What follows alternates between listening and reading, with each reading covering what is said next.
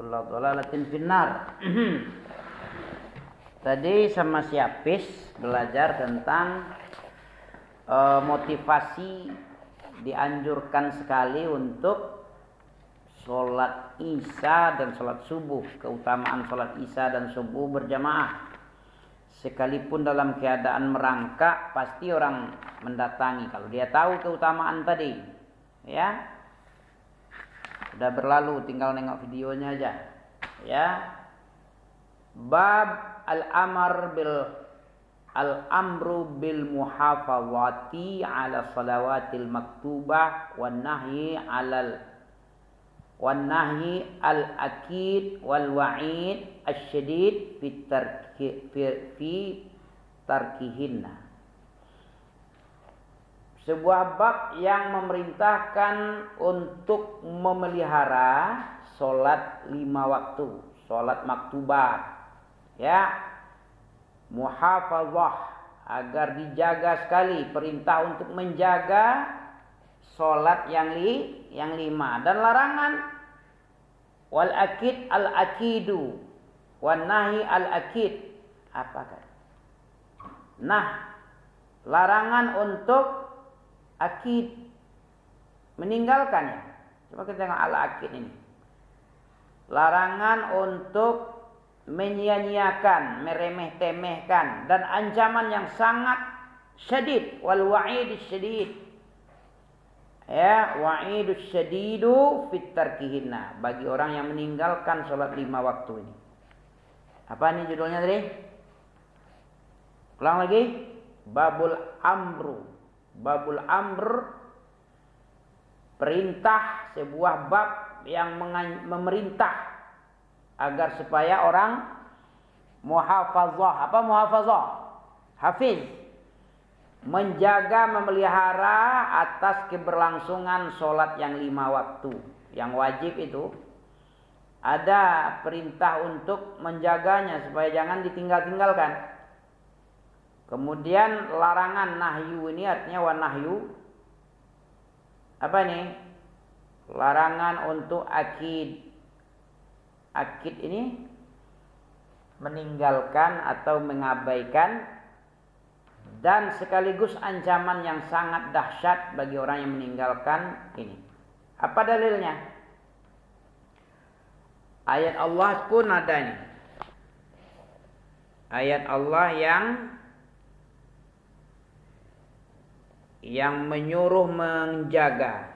Tahu antum surah Al-Baqarah ayat 238 coba. Ada dalil Al-Baqarah 238. Apa bunyinya? Perintah untuk menjaga muhafazah ini. Ya, tahu?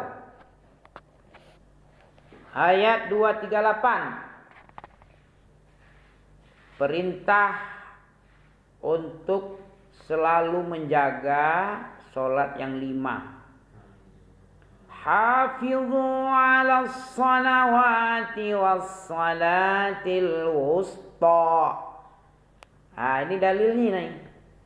Jadi pengarang kitab Riyadhus Shalihin ini, Imam Nawawi, Abu Zakaria Imam Nawawi ini, dia membuat bab sekaligus dengan dalilnya. Nama bab ini berdasarkan ayat Allah. Tahu dia dalil, kemudian dia karang kitab. Bukan dikarang-karang dulu baru dicari dalil. Ini ahlu bidah nih. Kalau ahlu sunnah, ayat Al-Quran ini dikaji secara detail, secara seksama, ya, dibahas tentang apa tafsirnya, apa sebabun nuzul, apa segala macam, baru dibikin, ya, kesimpulan. Kalau ahlu bidah disimpulkan dulu, baru dicari-cari dalil, ditarik-tarik dalil Quran dan Sunnah ke pemahamannya. Kalau Imam Ahlu Sunnah Salafiyah, Al-Quran itu yang dipahaminya, baru dijadikan konklusi, dijadikan kesimpulan hukum. Kalau Ahlu bidah dibikin teori dulu, ya, di sebuah teori dibikin dulu, sebuah ajaran-ajaran dibikin, kemudian dicari-cari dalil Quran. Ini namanya mencari pembenaran, bukan kebenarannya nih. Kalau ahlu bidah ini, Selalu mencari pembenar. Apa bedanya pembenaran dengan kebenaran? Tahu antum? Hah? Kalau pembenaran itu mencari-cari supaya dia itu nggak salah. Ya, pembenaran namanya. Bagaimana dia tidak salah didukung dengan dalil. Dicari-cari dalil, ditarik-tarik dalil. Nah, itu pembenaran. Kalau kebenaran, Al-Quran itu dikaji. Ya, tidak ada unsur apapun dimasukkan ke dalam Quran. Tafsir-tafsir nafsu, tafsir-tafsir berasal dari akal-akalan. Nah, itu tidak kayak gitu Ahlussunnah. Ahlussunnah itu dibacanya ayat, diartikannya, habis itu baru dipikirkan, baru disimpulkan. Nah, begitu caranya. Al-Quran yang membimbing, bukan Al-Quran yang dijadikan sebagai pembenaran untuk menyokong keinginan dia. Tapi keinginannya itu ingin Al-Quran itu jadi hudan linnas wa bayinat minal huda wal furqan. Jadi ilmu-ilmu yang bermanfaat jadinya. Bukan ada muatan hawa nafsu. Nah. Hafizu ala salawat. Apa arti hafizu? Coba mendengar. Maka kalian jaga, kan ya? Coba artikan. Ayat 238. Jagalah seluruh solat. Ya. Sejak dari wusta. Apa wusta itu? Coba baca terus.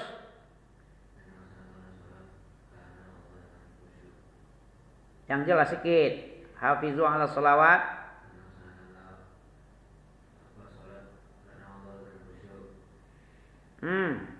Salatul wusta. Apa wusta?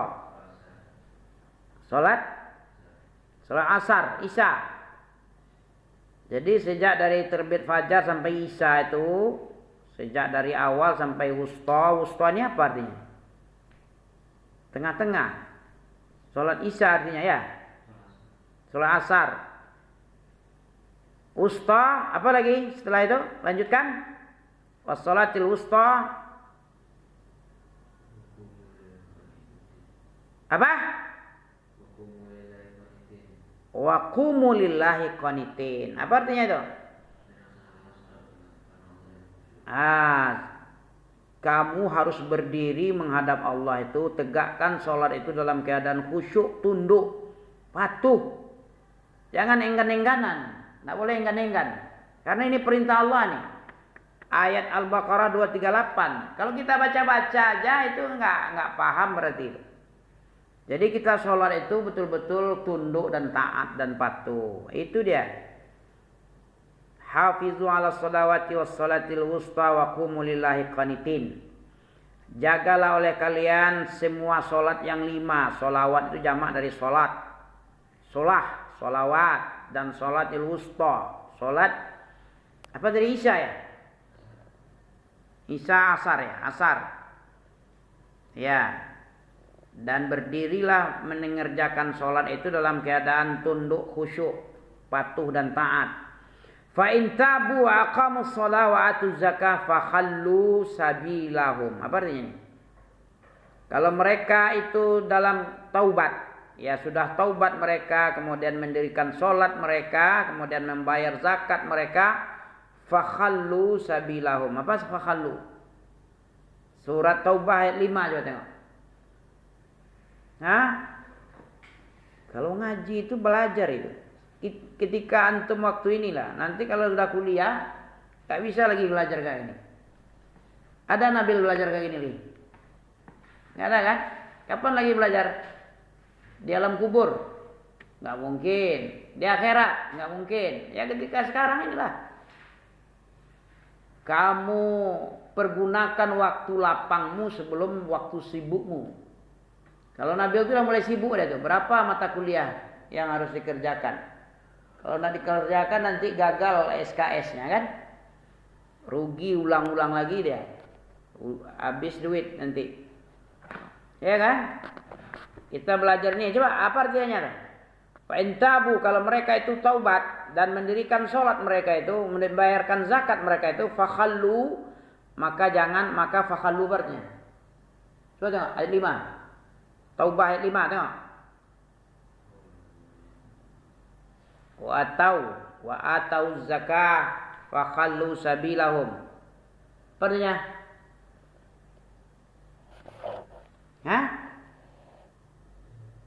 fakhallu sabilahum ayat 5, Taubah ayat 5. Jadi kalau orang sholat dan zakat, orang taubat masuk Islam dia, berilah kebebasan jalan mereka, berilah kebebasan. Itu orang yang sholat dan zakat itu dalam komunitas kaum muslimin tinggi besar dia. Dijaga darahnya, kehormatannya, hartanya. Satu hadis itu, dua hadis lagi ya, 1081. Wa an Ibnu Mas'ud, dari Abdullah bin Mas'ud radhiyallahu anhu, Allah ridha kepadanya, berkata dia, Sa'altu Rasulullah sallallahu alaihi wasallam, aku bertanya kepada Rasulullah sallallahu alaihi wasallam, ayul a'mal afdal. Apa artinya ini? Ayu a'mal.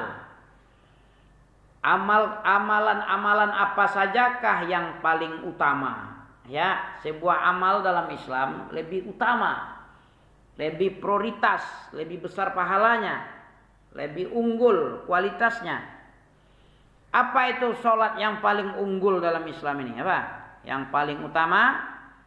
Berkata, menjawab Nabi, Rasulullah bersabda, as-sholatu ala waktiha, sholat pada waktu. Kemudian apalagi, amalan apalagi yang lebih utama setelah sholat itu? Summa'ai, apalagi kata Ibnu Mas'ud ketika bertanya sama Nabi, qal birrul walidain. Apa itu? Sabda Nabi menjawab, amalan yang paling utama di dalam Islam ini sesudah sholat pada waktunya, apalagi qal birrul walidain, berbuat baik kepada orang tua, berbuat baik kepada kedua orang tua, birrul walidain. Qultu summa'ai, kemudian Ibnu Mas'ud bertanya lagi, summa'ai, apalagi setelah sholat pada waktunya yang tepat, kemudian berbakti sama orang tua, apalagi jihadu fisabilillah. Yang ketiganya, jadi 3 ya, sholat pada waktunya di awal waktu, berbuat baik kepada kedua orang tua. Yang ketiga, jihadu fisabilillah, berjihad di jalan Allah. Muttafaqun alaih. Terus ada lagi hadis 1082. Wan Ibnu Umar, dari Abdullah bin Umar, ya, Abdullah anak Umar bin Khattab radhiyallahu anhuma, semoga Allah ridha kepada keduanya. Qal, berkata dia, Rasulullah telah bersabda, kata Abdullah ini, Bunyal Islam ala khamsin, dibangun Islam itu pada 5 rukun, 5 pokok pondasi, usul pokok. Apa yang pertama? Syahadati an la ilaha illallah, ya, persaksian bahwa tidak ada ilah itu kecuali Allah saja yang benar, yang lain batil. Wa anna Muhammadan Rasulullah, Muhammad itu adalah utusan Allah, kita yakin, kita bersaksi. Wa iqamas shalah, wa iqamis shalah, dan mendirikan salat, wa itaiz zakah, dan membayar zakat, wa hajjil bait, dan berkunjung ke Baitullah Al-Haram, wa shaumi Ramadana, yang sedang berlangsung ini ya, saum Ramadan, dan puasa di bulan Ramadan. Muttafaqun alaih. Lanjut dari wa anhu qal 1083. Wa anhu qal qala Rasulullah, dari Abdullah bin Umar lagi, berkata dia, Rasulullah telah bersabda katanya, umirtu an uqatilan nasi, an uqatil, aku telah diperintah, kata Nabi Muhammad SAW, untuk memerangi manusia. Ya, Nabi itu diperintah untuk memerangi manusia. Ya, sampai kapan diperangi?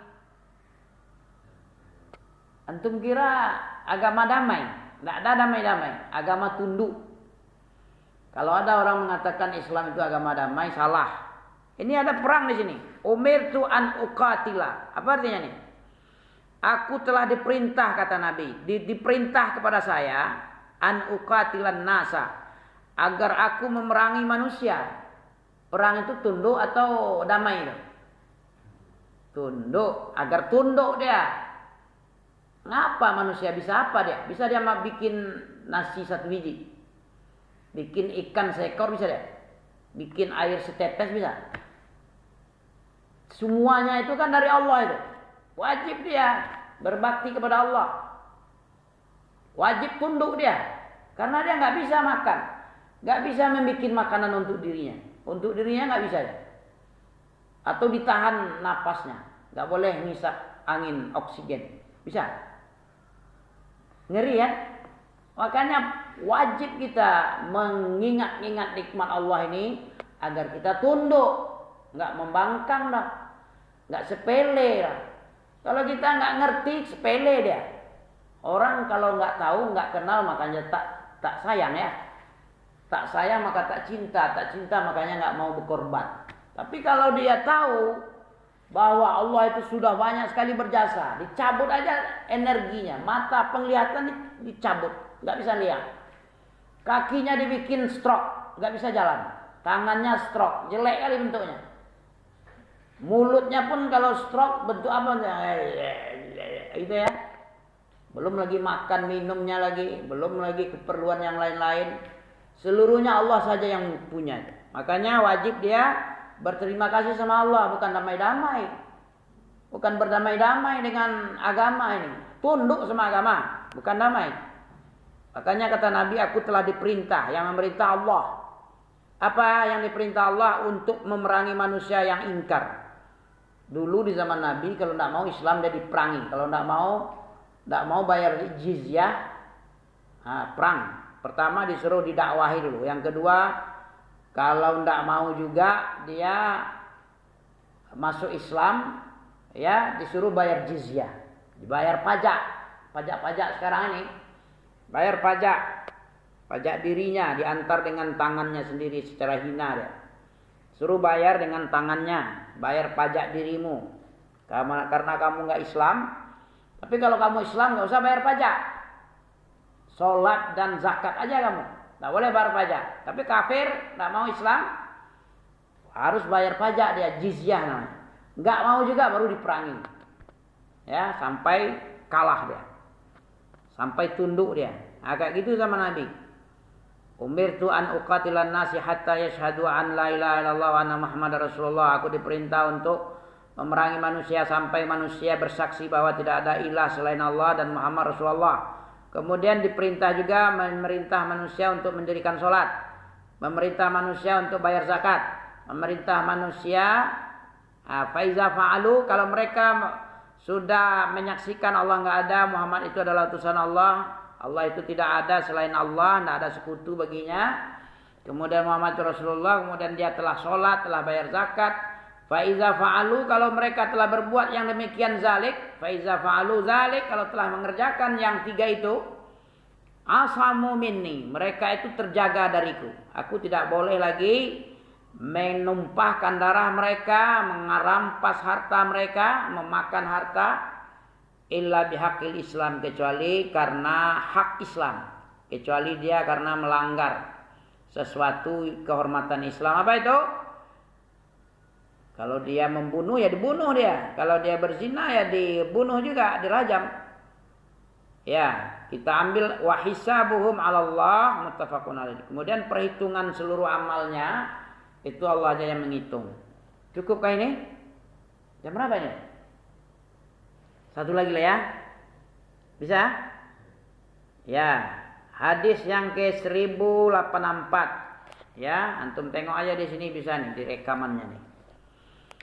Wa an Mu'adzin radhiyallahu anhu, dari Mu'az semoga Allah ridha kepadanya, ba'asani, aku telah diutus, Allah telah mengutus saya, ba'asani Rasulullah sallallahu alaihi wasallam. Rasulullah sallallahu alaihi wasallam telah mengutusku, kata Mu'az. Ya. Mu'az berkata, telah mengutus Rasulullah akan saya diutus oleh Rasulullah ilal Yaman, kepada negeri Yaman. Apa kata Rasulullah kepada Mu'az? Innaka ta'ti qauman min ahlil kitab. Engkau nanti akan mendatangi sebuah satu kaum dari ahlul kitab yang kamu datangi, kamu dakwahi ini ahlul kitab, orang yang diberi kitab kepada mereka sebelum kita ini, yaitu Yahudi Nasara. Kamu akan mendatangi Yahudi Nasara yang merupakan ahlul kitab, yang dikasih Allah kitab Injil dan Taurat sama dia.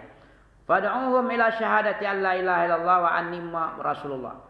Ya, ajak mereka, dakwahi mereka untuk persaksian bahwa tidak ada ilah kecuali Allah, bahwa saya adalah Rasulullah. Ajak mereka itu, pahamkan mereka, ajarkan mereka kalimat ini. Ya, fa inhum ata'u zalik, kalau mereka jika mereka mentaati kamu tentang itu, fa'limhum, maka ajari mereka annallah, bahwasanya Allah taala iftarada alaihim, bahwa Allah telah memfardukan, mewajibkan atas mereka sholat yang 5 setiap hari dan malam, setiap hal malam dan siang. Ya, 5 waktu sehari semalam. Fa inhum ata'u dzalik lizalik, kalau mereka taat kepadamu dengan seruanmu itu,